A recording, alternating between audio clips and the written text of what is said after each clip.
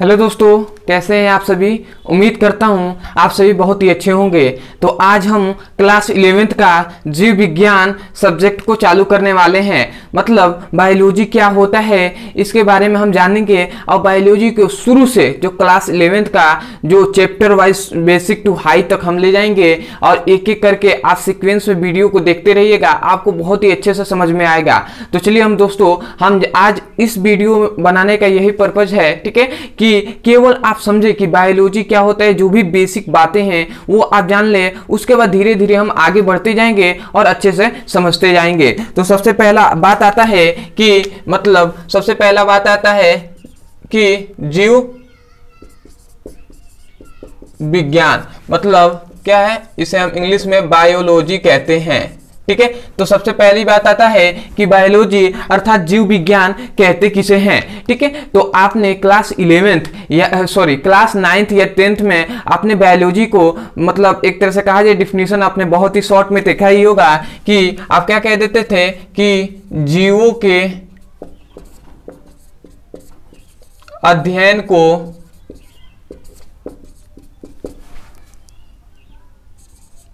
Biology कहते हैं। ऐसे तो आपने मतलब क्लास 9th या 10th में यही तो आपने कहा था कि बायोलॉजी का कोई डिफिनीशन पूछ ले तो आप क्या कहते थे कि जीवों के अध्ययन को हम क्या कहते हैं, बायोलॉजी कहते हैं। ठीक है, परंतु मैं आपसे कहता हूं कि मतलब ये जीव क्या है। आपसे मेरा क्वेश्चन है कि जीव किसे कहते हैं। हमने तो कह दिया कि जीवों के अध्ययन को बायोलॉजी कहते हैं, परंतु जीव है क्या। तो याद रखेंगे जीव का मतलब ही होता है जिसमें जीवन पाया जाता है। ठीक है, मतलब जिसमें जीवन पाया जाता है उसे ही तो हम जीव कहते हैं। ठीक है, तो इसका नया एक आधुनिक डिफिनेशन क्या हो जाएगा जीव विज्ञान का। तो आधुनिक डिफिनेशन यही हो जाएगा कि हम ये भी कह सकते हैं कि जीवन के अध्ययन को बायोलॉजी कहते हैं। ठीक है, ये भी तो डिफिनेशन कह सकते हैं ना, क्योंकि यदि हम जीवन का अध्ययन करते हैं तो सिंपल से हो जाएगा कि जीवों का अध्ययन करते हैं। तो या तो आप कहे जीवों के अध्ययन को हम बायोलॉजी कहते हैं, या आप दूसरे तरीके में ये भी कह सकते हैं कि जीवन के अध्ययन को हम बायोलॉजी कहते हैं। तो आप अभी 9th और 10th के अलावा आपने 11th में आपने आ गए हैं, तो इसलिए आपको थोड़ी सी अधिक जानकारी मालूम होनी चाहिए। ठीक है, तो इसीलिए अब आप ये डिफिनेशन ना करके आप ऐसे कहेंगे कि जीवन के अध्ययन को हम बायोलॉजी कहते हैं। और इसी कारण याद रखेंगे, इसी कारण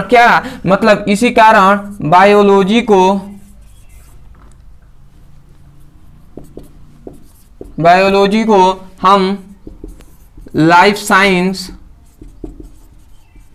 या इसे हिंदी में क्या कहते हैं, जीवन विज्ञान के नाम से जानते हैं। ठीक है, तो इसे भी याद रखेंगे कि बायोलॉजी को अब दूसरे शब्दों में लाइफ साइंस के नाम से भी जाना जाता है। मतलब जीव विज्ञान को जीवन विज्ञान के नाम से भी जाना जा रहा है। ठीक है, तो इसे भी आप इस पॉइंट को याद रखेंगे। एक एक बात जो बहुत ही इंपॉर्टेंट है और बहुत ही एक जो इजी वे में आपको मैं समझाते जा रहा हूं। ठीक है, तो मैं आपसे रिक्वेस्ट कर रहा हूं कि आप इसे नोट में अपने एक एक करके सीक्वेंस में बनाते रहिएगा नोट्स अपने आप, और हो सके तो मैं PDF में आपको दे दूंगा। ठीक है, परंतु अभी आपसे रिक्वेस्ट है कि मैं जैसे बोर्ड पे लिख रहा हूं आप अपने शब्दों में इसे नोट्स बनाते जाइए। ठीक है, तो ये तो हो गया कि मतलब जीव विज्ञान बायोलॉजी का डिफिनेशन क्या होता है। ठीक है, और जीवन किसे कहते हैं इस सभी के बारे में तो जान लिया। अब आता है कि जो जीव विज्ञान होता है, मतलब जीव विज्ञान होता है, इसके जनक कौन है। ठीक है, मतलब इसके खोजकर्ता कौन है। तो याद रखेंगे कि जो बायोलॉजी मतलब जीव विज्ञान के जनक मतलब पिताजी, या आप हम इसे क्या कह सकते हैं, पिताजी भी कह सकते हैं या खोजकर्ता भी कह सकते हैं। ठीक है, तो याद रखेंगे बायोलॉजी के जनक या पिताजी कौन हैं, तो आप जानते भी होंगे कि अरस्तु इसके बायोलॉजी के जनक हैं या पिता हैं। ठीक है, तो ये हो गया। अब आता है एक और बात कि जब बायोलॉजी की शुरुआत हुई होगी तो बायोलॉजी मतलब जो जीव विज्ञान शब्द है ये कौन से वैज्ञानिक ने दिया और क्यों, मतलब जीव विज्ञान ही क्यों शब्द और कौन से वैज्ञानिक ने इस जीव विज्ञान शब्द दिया, और भी तो बहुत सारे नाम दे सकते थे ना, और कौन से वैज्ञानिक ऐसे हैं जिन्होंने जीव विज्ञान शब्द दिया। ठीक है, तो याद रखेंगे इस पॉइंट को भी, ये सभी आपके कॉम्पिटिटिव एग्जाम के लिए भी बहुत ही इंपॉर्टेंट है। तो याद रखेंगे कि जीव विज्ञान शब्द कौन से वैज्ञानिक ने दिया, तो याद रखेंगे ये हैं लेमार्क तथा ट्रेविरेनस। ठीक है, ये दो वैज्ञानिक थे, लेमार्क और ट्रेविरेनस, और इन दोनों ने ही क्या किया, जीव विज्ञान शब्द दिया। जो जीव विज्ञान शब्द है ये किसने दिया था, तो लेमार्क और ट्रेविरेनस ने दिया था। तो इस पॉइंट को भी आप याद रखेंगे। ये जो आपको मैंने कितना 6 पॉइंट आपको लिखवा दिया, 1 2 3 4 5 6, तो इस 6 पॉइंट को आप याद रखेंगे क्योंकि बायोलॉजी का बेसिक यही से शुरू हो रहा है और इस 6 पॉइंट को आपको मतलब याद रखना बहुत इंपॉर्टेंट है। तो आप इसका स्क्रीनशॉट ले सकते हैं, तो ले लीजिए। ठीक है, तो उम्मीद करता हूं दोस्तों आपने स्क्रीनशॉट तो ले लिया होगा। अब हम इसके आगे थोड़ी सी आगे बढ़ते हैं। ठीक है, तो मैं इसको मिटा रहा हूं। ठीक है, अब हम इसके थोड़ी सी आगे और बात करते हैं कि जो जीव विज्ञान होता है वो किन शब्दों से मिलकर बना होता है और कितने शब्दों से मिलकर बना होता है। ठीक है, तो मतलब जीव विज्ञान जो शब्द है, याद रखेंगे जो जीव विज्ञान शब्द है वो 2, ठीक है, याद रखेंगे 2 ग्रीक शब्दों से मिलकर बना होता है। समझिएगा, जो जीव विज्ञान शब्द है वो 2 ग्रीक शब्दों से मिलकर बना होता है। ठीक है, अब 2 ग्रीक शब्द कौन कौन से हैं, जैसे मतलब ग्रीक शब्द का मतलब ग्रीक जैसे हिंदी शब्द होता है, इंग्लिश शब्द होता है। ठीक है, ऐसे ही ग्रीक शब्द भी है। ठीक है, तो 2 ग्रीक शब्दों से मिलकर बना होता है। तो सबसे पहले याद रखेंगे मतलब बायोलॉजी 2 ग्रीक शब्दों से मिलकर बना होता है, जिसे पहले बायोस और दूसरा क्या होता है, लोगोस। ठीक है, बायोस और लोगोस होता है 2 ग्रीक शब्द। अब बायोस का हिंदी अर्थ होता है जीव या जीवन।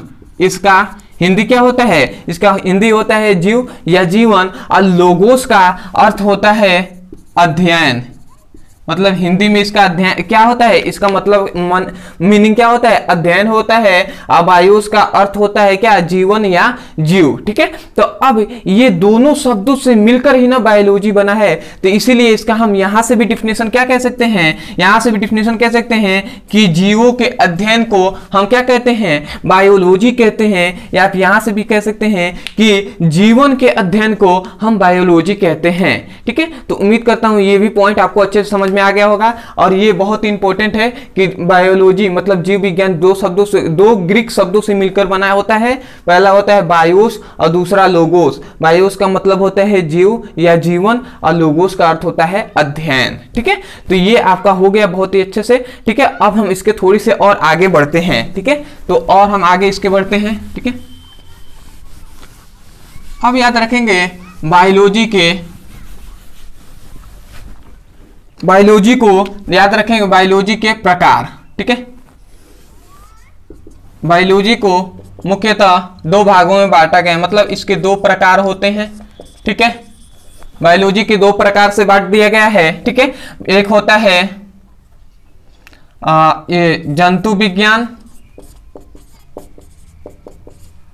और दूसरा होता है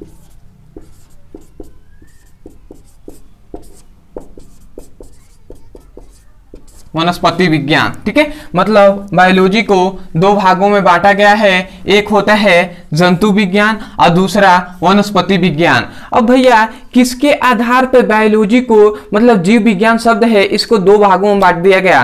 तो याद रखेंगे, मतलब एक को जंतु विज्ञान कहा गया, एक को वनस्पति विज्ञान। ठीक है, तो कैसे, सबसे इसमें पॉइंट ये आता है कि कैसे वैज्ञानिकों ने जाना कि मतलब किस आधार पर रख दिया नाम कि ये जंतु है और ये क्या है, वनस्पति है, मतलब पेड़ पौधे हैं, किसके आधार पर रखा गया।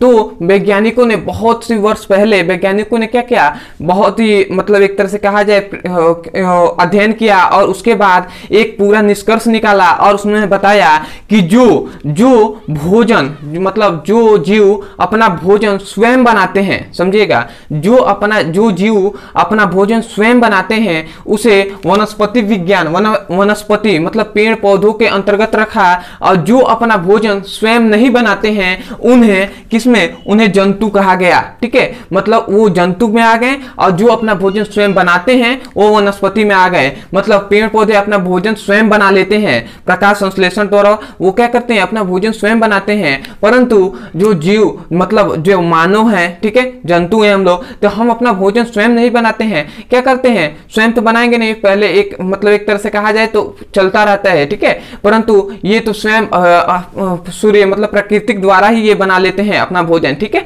तो ये दोनों आपको इन्हीं दोनों के आधारों पर क्या किया गया, इन दोनों को बांट दिया गया अलग अलग। ठीक है, तो अब आता है कि भैया सबसे पहली बात आता है कि जंतु विज्ञान कहते किसे हैं। अब इन दोनों के बारे में जान लिया जाए कि जंतु विज्ञान होता क्या है। तो याद रखेंगे जंतु विज्ञान, तो जिसमें या सिंपल वे में कहें कि जंतुओं के अध्ययन को जंतु विज्ञान कहते हैं। ठीक है, मतलब जंतु विज्ञान अगर कोई पूछ ले कि जंतु विज्ञान किसे कहते हैं, तो आप क्या कहेंगे कि जंतुओं के अध्ययन को हम क्या कहते हैं, जीव विज्ञान, सॉरी, जंतु विज्ञान कहते हैं। और वनस्पति विज्ञान किसे कहते हैं, तो वनस्पति विज्ञान क्या कहेंगे कि पेड़ पौधों के अध्ययन को वनस्पति विज्ञान कहते हैं। ठीक है, मतलब पेड़ पौधों का अध्ययन जिसमें होगा वो किसके अंतर्गत आएगा, वनस्पति विज्ञान के, और जिसमें जंतुओं का अध्ययन होगा वो जंतु विज्ञान के अंतर्गत आएगा। ठीक है, तो अब आता है कि जंतु विज्ञान की खोज किसने किया, मतलब जंतु विज्ञान के जनक कौन है, पिताजी कौन है। तो याद रखेंगे इस पॉइंट को भी कि जंतु विज्ञान के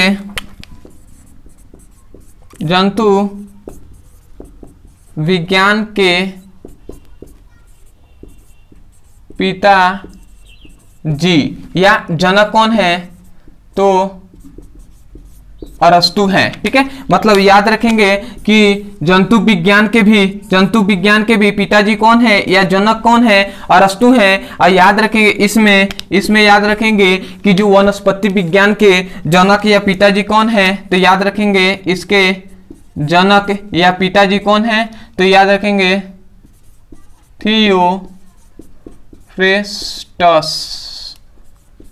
थियोप्रेस्टस हैं। ठीक है, तो इस पॉइंट को भी याद रखेंगे कि वनस्पति विज्ञान के पिताजी कौन है, मतलब जनक कौन है, थियोप्रेस्टस, और जंतु विज्ञान के पिताजी कौन है, अरस्तु हैं। तो इस पॉइंट को भी याद रखेंगे। अब आता है एक और पॉइंट कि जंतु किसे कहते हैं, तो इस पॉइंट को भी याद रखेंगे जो अपना भोजन स्वयं बनाते हैं, जो अपना भोजन स्वयं नहीं बनाते हैं। ठीक है, याद रखेंगे जो अपना भोजन स्वयं नहीं बनाते हैं उन्हें हम जंतु कहते हैं, और जो अपना भोजन स्वयं बनाते हैं, ठीक है, इस पॉइंट को भी याद रखेंगे, वनस्पति विज्ञान को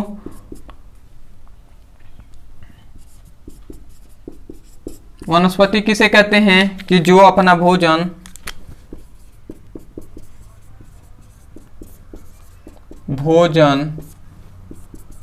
स्वयं बनाते है उसे हम वनस्पति कहते हैं। ठीक है, तो इस पॉइंट को भी याद रखेंगे। ठीक है, तो मैं एक बार और रिपीट कर दे रहा हूं, जंतु विज्ञान किसे कहते हैं? जंतु के अध्ययन को हम जंतु विज्ञान कहते हैं। और जंतु विज्ञान के पिताजी कौन है? अरस्तु हैं। और जंतु किसे कहते हैं? जो अपना भोजन स्वयं क्या करते हैं? नहीं बनाते हैं, उसे हम जंतु कहते हैं। और वनस्पति विज्ञान किसे कहते हैं? तो पेड़ पौधों के अध्ययन को ही हम वनस्पति विज्ञान कहते हैं। और इसके पिताजी थियोप्रेस्टस हैं। और वनस्पति किसे कहते हैं? तो जो अपना भोजन स्वयं बनाते हैं उसे वनस्पति मतलब पेड़ पौधे कहते हैं। तो ये आपका हो गया थोड़ी सी बेसिक बातें जो है। अब आते हैं हम अगले इसके पॉइंट पे। ठीक है, एक एक करके सीक्वेंस में आगे बढ़ते जाएंगे और आपको एक एक करके अच्छे से समझ में आता जाएगा। तो मैं आपसे एक बार और रिक्वेस्ट कर रहा हूं कि आप क्या कीजिएगा, आप इसको क्या नोट्स अपने आप बनाइएगा। देखिए एक एक बात मैं आपको अच्छे से लिखवा रहा हूं, जैसे नोट्स बनाए जाते हैं वैसे, तो आप इसको लिखिए, इसका फायदा उठाइए। ठीक है, अब आते हैं हम इसके आगे। ठीक है, तो इसके आगे आते हैं। अब हम देखेंगे कि बायोलॉजी मतलब बायोलॉजी में आगे हम आते हैं कि जीव जो होते हैं। ठीक है, जीव समझिएगा, जीव तो पेड़ पौधे भी होते हैं और वनस्पति भी मतलब क्या होते हैं? जीव होते हैं। और क्या कहते हैं? और जो जंतु भी होते हैं वो भी, उसमें भी जीव पाया जाता है। ठीक है, तो इसका मतलब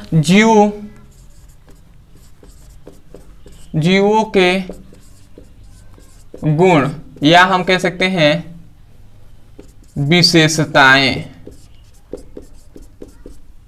ठीक है, जीव या जीवों के विशेषताएं मतलब किसके आधार पे हम कह रहे हैं कि ये जीव है। ठीक है, जीवों में कौन कौन से गुण पाए जाते हैं, कौन कौन सी विशेषताएं पाई जाती हैं जिसके कारण हम कहते हैं कि ये जीव है। मतलब ये क्या है? सजीव है। और ये क्या है? निर्जीव है। ये मतलब जीव है और ये क्या है? निर्जीव है। ठीक है, किसके आधार पे, कौन से गुणों के आधार पर हम कहते हैं? तो याद रखेंगे इसका 5 ठो मतलब जीवों के गुण 5 ठो होते हैं। 5 ठो जो गुण है इसके आधार पे हम कहते हैं कि ये जीव है और ये जीव नहीं है। तो वो 5 कौन कौन से होते हैं? तो याद रखेंगे, सबसे पहला जीवों में वृद्धि का गुण पाया जाता है। दूसरा, चलिए ऐसे लिख दे रहा हूं। ठीक है, जीवों में वृद्धि का गुण पाया जाता है। दूसरा, जीवों में जनन की प्रक्रिया होती है। ठीक है, तीसरा, जीवों में उपापचयी प्रक्रिया होती है। और तीसरा, चौथा याद रखेंगे, जीवों में कोशिकीय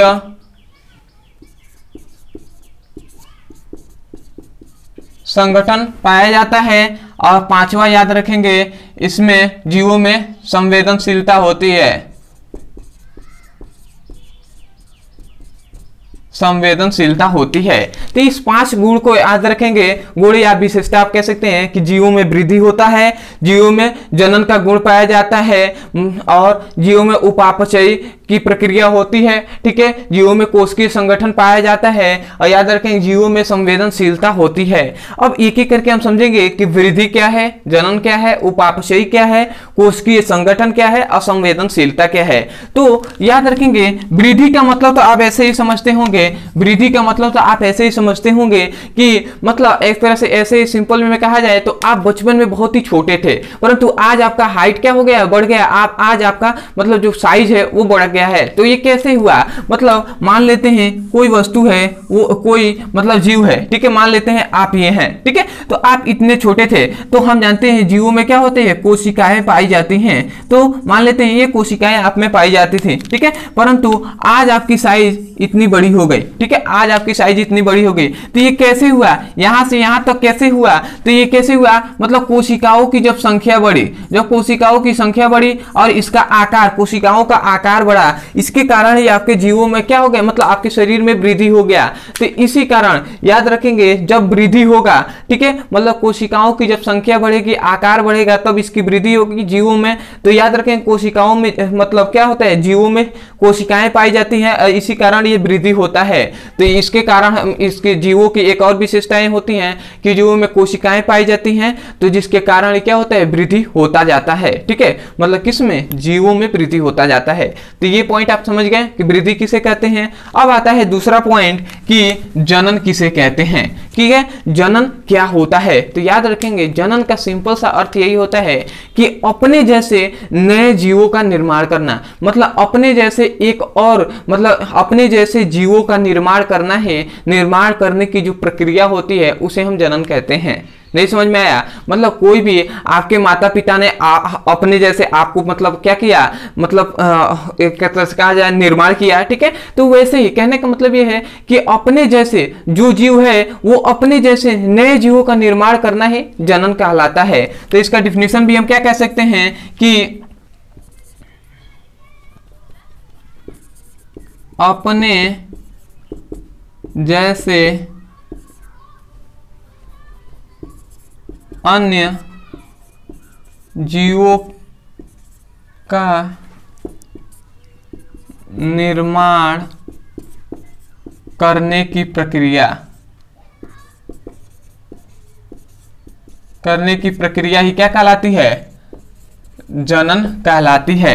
तो इस पॉइंट को भी याद रखेंगे कि मतलब जनन का सिंपल सा अर्थ यही होता है कि अपने जैसे जैसे वो है, जैसे जो जीव है वैसे ही अपने जैसे नए जीवों का निर्माण करना ही जनन कहलाते हैं। ऐसे ही मानव क्या हुआ है, विकसित हुआ है। कोई भी जीव है आप देखते हैं वो अपने जैसे नए जीवों का निर्माण करता है। ठीक है, तो वही क्या कहलाते हैं, जनन की प्रक्रिया, वही मतलब जनन है। ठीक है, अब आता है तीसरा पॉइंट पे। ठीक है, आप जनन समझ गए होंगे। ठीक है, अब आता है उपापचय। उपापचय किसे कहते हैं, तो उपापचय का अर्थ होता है कि जो जीव होते हैं, जीवों के शरीर में होने वाली संपूर्ण क्रियाओं के अध्ययन को ही हम क्या कहते हैं, उपापचय कहते हैं। मतलब जीवों के शरीर में बहुत सारी क्रियाएं होती हैं। ठीक है, उन सभी क्रियाओं के अध्ययन को ही मतलब उसी को क्रियाओं के अध्ययन को ही हम क्या कहते हैं, उपापचय कहते हैं। तो मतलब इसको हम क्या कह देंगे, उपापचय का डिफिनेशन क्या कहेंगे कि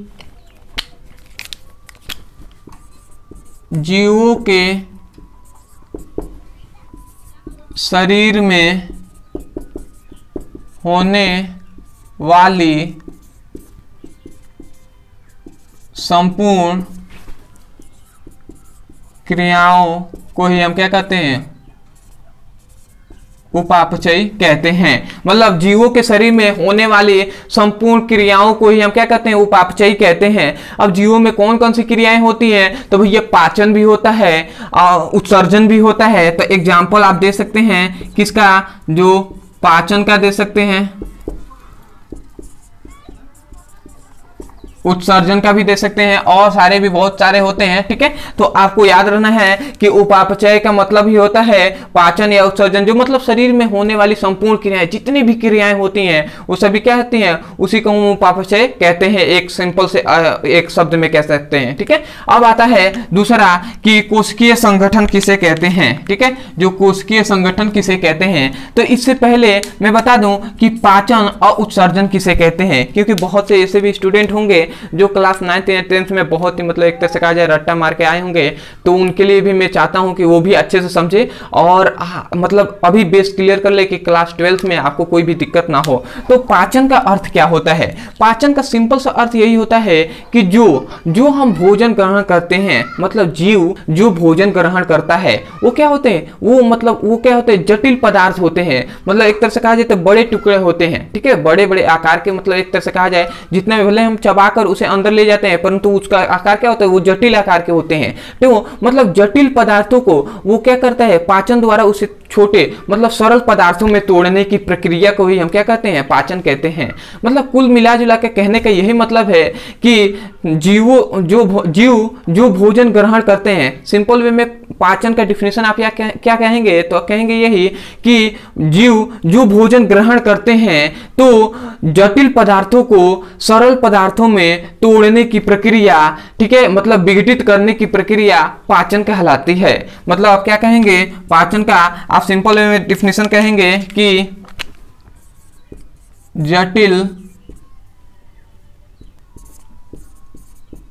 पदार्थों को सरल पदार्थों में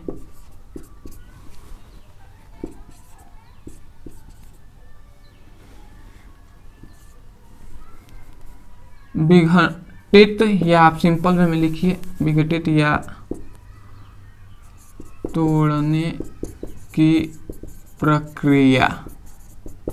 ठीक है, यह हो जाएगा। मतलब क्या कहेंगे, मतलब सॉरी, पाचन किसे कहेंगे, तो जटिल पदार्थों को सरल पदार्थों में, याद रखेंगे, जटिल पदार्थों को सरल पदार्थों में तोड़ने की प्रक्रिया, विघटित करने की प्रक्रिया, विखंडित करने की प्रक्रिया, ये क्या कहलाती है, पाचन कहलाती है। अब आता है उत्सर्जन किसे कहते हैं, तो उत्सर्जन आप तो ऐसे भी जानते ही होंगे कि उत्सर्जन मतलब ये होता है कि जीवों के शरीर में जितने भी हानिकारक पदार्थ होते हैं उसे बाहर निकालने की प्रक्रिया ही उत्सर्जन कहलाती है। मतलब अगर हम कैसे कहते हैं, इसका भी डिफिनेशन आपको बता दें तो आप क्या कहेंगे कि जीवों के शरीर में से हानिकारक पदार्थों को बाहर निकालने की प्रक्रिया। ठीक है, तो याद रखेंगे, मतलब जीवों के शरीर में, जीवों के शरीर से हानिकारक पदार्थों को बाहर निकालने की प्रक्रिया ही उत्सर्जन कहलाती है। और पाचन किसे कहते हैं कि जीव जो भोजन ग्रहण करता है तो वो जटिल पदार्थों को सरल पदार्थों में तोड़ने की प्रक्रिया पाचन कहलाती है। तो ये दो हो गया। अब आते हैं अगले पॉइंट पे, जो है कोशिकीय संगठन। तो कोशिकीय संगठन किसे कहते हैं, तो आपको नाम से ही स्पष्ट हो गया होगा कि ये जीवों के शरीर में, मतलब कोशिकाओं को जीवों में पाया जाना ही कोशिकीय संगठन कहलाता है। मतलब जो जीव होते हैं उसमें, अभी हमने बताया वृद्धि में कि कोशिका, जो जीव होते हैं उसमें क्या होता है, कोशिकाएं पाई जाती हैं, जबकि निर्जीव में, निर्जीव जो वस्तु है जैसे ये मार्कर है, तो इसमें क्या होता है, कोशिकाएं नहीं पाई जाती हैं। तो इसलिए मतलब कोशिकीय संगठन का मतलब यही है कि कोशिकाओं की जो समूह होती हैं वो क्या होती हैं, जीवों में पाया जाना ही कोशिकीय संगठन कहलाते हैं। मतलब इसका डिफिनेशन अगर कहूं तो डिफिनेशन आप क्या कहेंगे, डिफिनेशन आपको यहाँ पे ही बता दिया जा रहा है। डिफिनेशन आप यही कहेंगे कि कोशिकाओं को जीवों में पाया जाना ही क्या कहलाता है, कोशिकीय संगठन कहलाता है। ठीक है, कोशिकीय संगठन कहलाता है। मतलब कोशिकाओं को जीवों में पाया जाना ही, जो मतलब जो भी कोशिकाएं होती हैं वो जीवों में पाए जाना ही क्या कहलाता है, कोशिकीय संगठन कहलाता है।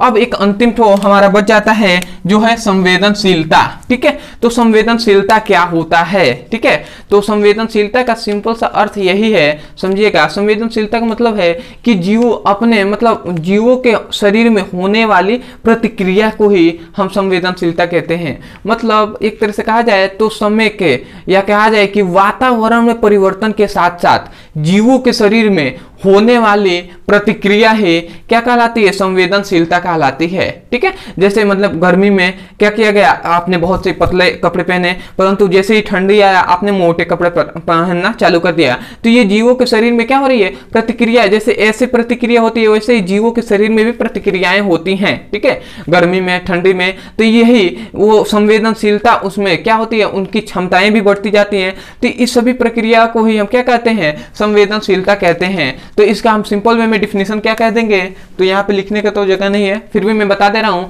आप इसका डिफिनेशन, संवेदनशीलता का डिफिनेशन ऐसे कह सकते हैं कि वातावरण में परिवर्तन के साथ साथ, ठीक है, समझिएगा, वातावरण में परिवर्तन के कारण भी आप कह सकते हैं कि वातावरण में परिवर्तन के कारण जीवों के शरीर में होने वाली प्रतिक्रियाओं को हम संवेदनशीलता कहते हैं। समझ में आया क्या कहा जा रहा है, मतलब वातावरण में परिवर्तन के कारण जीवों के शरीर में होने वाली प्रतिक्रिया संवेदनशीलता कहलाती है। तो उम्मीद करता हूं दोस्तों ये आपको मतलब अच्छे से समझ में आ गया होगा कि संवेदनशीलता क्या होता है। अब अंतिम, मतलब अब हम वीडियो को एंड करेंगे, इसलिए थोड़ी सी और बेसिक एक तो और पॉइंट बच गया है, उसे हम देखकर और उसके बाद इसको समाप्त करेंगे इस वीडियो को। ठीक है, क्योंकि समय भी बहुत ज्यादा हो गया है। ठीक है, तो चलिए दोस्तों अब आगे हम देख लेते हैं, इसको आप स्क्रीनशॉट ले सकते हैं। ठीक है,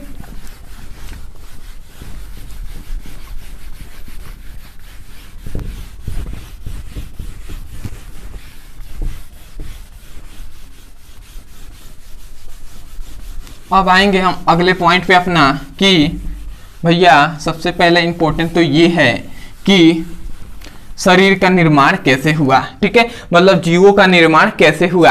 अब हम ये पॉइंट देखेंगे कि जीवों, या आप कह सकते हैं शरीर का निर्माण कैसे हुआ। ठीक है, तो ये याद रखेंगे। ठीक है, मतलब जीवों का निर्माण या शरीरों का निर्माण कैसे हुआ। तो आपने तो क्लास 9th या 10th में आपने पढ़ लिया होगा कि सबसे पहले क्या आया, सबसे पहले कोशिकाएं। ठीक है, मतलब कोशिकाओं द्वारा ही कोशिकाएं आई, कोशिकाएं के बाद ऐसे मतलब आती है, मतलब कोशिकाओं से सबसे पहली कोशिकाएं आई और कोशिकाओं के कारण ही जीव मतलब जीवों या शरीर का निर्माण होना चालू हो गया। ठीक है, परंतु याद रखेंगे हमारी जब पृथ्वी पर सबसे पहली कोशिका कौन सी आई थी, तो याद रखेंगे हमारी इस पॉइंट को एक एक करके जो भी पॉइंट आपको बताया जा रहा है वो पॉइंट को आप नोट कीजिएगा। ठीक है, ये कॉम्पिटिटिव एग्जाम में बहुत ही इंपॉर्टेंट होने वाले हैं, इसलिए मैं मतलब एक तरह से कहा जाए तो मैं बुक के जो सीक्वेंस में है वैसे मैं नहीं चल रहा हूं, मैं आपको ऐसे चला रहा हूं। ठीक है, ऐसे मतलब आपको बताया जा रहा है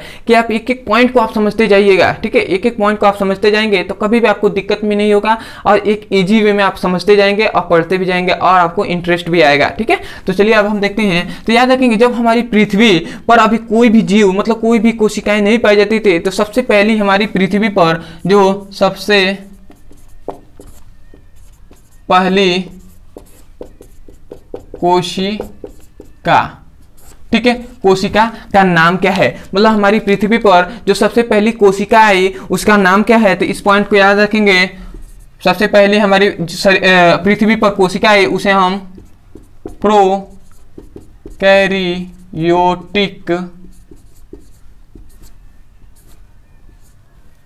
प्रोकैरियोटिक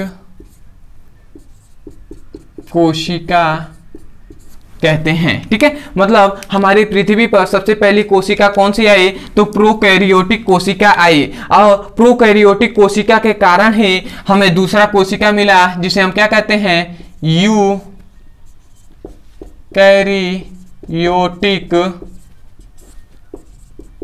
कोशिका।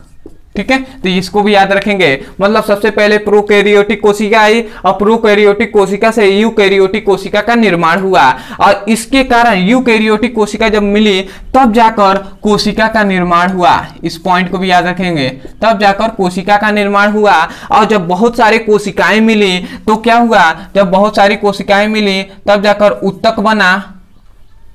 ठीक है, इस पॉइंट को तो आप जानते ही होंगे। जब बहुत सारी कोशिकाएं मिली तो क्या हुआ, उत्तक का निर्माण हुआ और जब बहुत सारे उत्तक मिले तब जाकर क्या हुआ, अंग का निर्माण हुआ। ठीक है, और जब बहुत सारे अंग मिले तो अंग तंत्र का निर्माण हुआ। ठीक है, इस पॉइंट को याद रखेंगे कि अंग तंत्र का निर्माण हुआ और जब बहुत सारे अंग तंत्र मिले तो क्या हुआ, तब जाकर शरीर का निर्माण हुआ।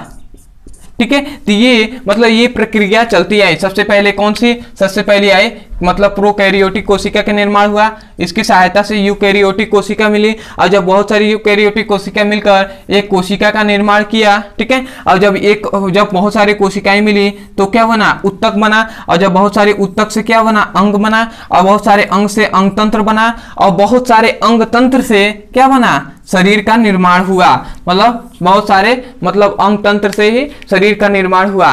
तो ये दोस्तों बहुत ही मतलब आपको इजी वे में आपको एक एक करके टॉपिक को बताया गया है और अच्छे से आपको समझाया भी गया है। तो मैं उम्मीद करता हूँ आपको बहुत ही अच्छे से समझ में आ गया होगा और मतलब एक तरह से कहा जाए तो आपको बहुत कुछ इस वीडियो में सीखने को भी मिला होगा। ठीक है, तो आपसे एक रिक्वेस्ट है कि अगर आप वो मतलब एक तरह से कहा जाए तो आप सीक्वेंस में कोई भी आप चैनल से आप एक पकड़ लीजिए और उस चैनल से सीक्वेंस में प्ले लिस्ट के अनुसार एक एक करके चैप्टर वाइज सीक्वेंस में पढ़िए। मैं कहता हूं कि मेरे से ही पढ़िए, क्या दिक्कत है, आपको मतलब अच्छा लगा हो तो आप मेरे से ही पढ़िए और एक एक करके सीक्वेंस में वीडियो को देखते जाइए। और बहुत से स्टूडेंट ऐसे भी हैं जो शॉर्ट वीडियो देखकर मतलब एक छोटी छोटी टॉपिक के वीडियो देखकर आज इस वीडियो को देख रहे होंगे। तुमसे मैं रिक्वेस्ट कर रहा हूँ एक एक करके सीक्वेंस में वीडियो को देखिएगा और 3 महीने, मैं कह रहा हूँ ना 3 महीने से कम में ही आपके मतलब ये जो बायोलॉजी का चैप्टर है वो समाप्त हो जाएंगे। और आपको यदि फिजिक्स या केमिस्ट्री की पढ़ाई करनी है, अगर क्लास 11th का तो डिस्क्रिप्शन में लिंक दे दिया जाएगा उसका भी, ठीक है, प्लेलिस्ट का। तो वहां से जाकर आप एक एक करके सीक्वेंस में वीडियो को पढ़ सकते हैं और अपने सुंदर से नोट्स बना सकते हैं।